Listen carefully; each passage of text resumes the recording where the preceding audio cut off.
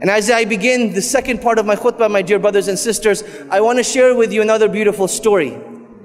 This is the story of a man who was originally Egyptian, but he lives in the beautiful city of Al-Madinah Al-Munawwara. And he has made Hajj for the last 20 years in a row, every single year. And he was doing an interview recently, and he was asked, you as a janitor, as a poor man, what do you think is the cause that Allah subhanahu wa ta'ala keeps calling you back to His house?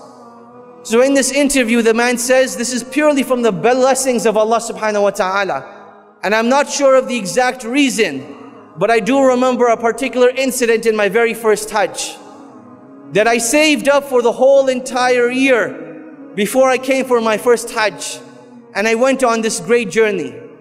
And as I'm on a bus on my way to Mecca, I see this old woman who is old in age, big in size, struggling to walk with her cane. And you can see that she is in an immense amount of pain. So I thought to myself, what type of individual would I be if I, as a young man, sat on the bus and this old woman had to walk all the way to Mecca?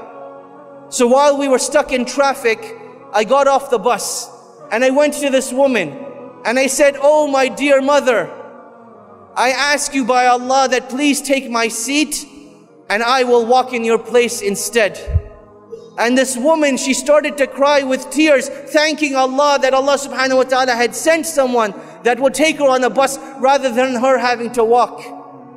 And as she was getting on the bus, she turns around to that man and she says, oh my dear son, I pray to Allah that Allah subhanahu wa ta'ala never prevents you from making Hajj again.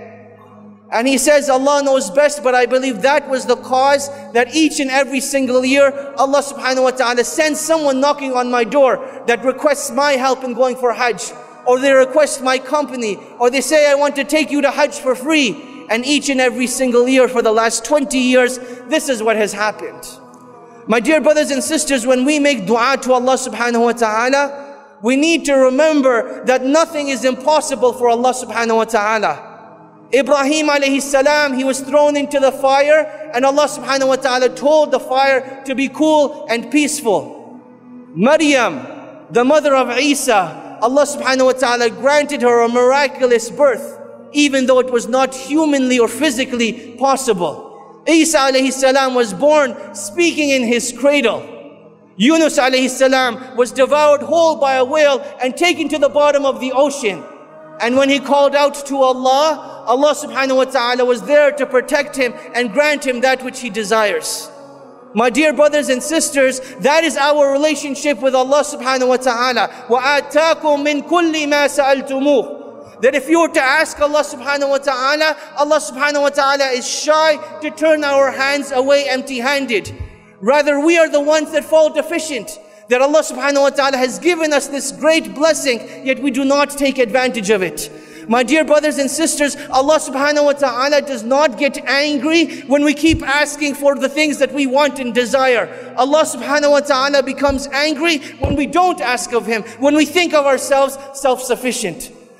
My dear brothers and sisters, Allah subhanahu wa ta'ala has legislated this act of dua as our relationship with Allah subhanahu wa ta'ala. It is our way of conversing with Allah subhanahu wa ta'ala. And that is why it is one of the most beloved acts of worship.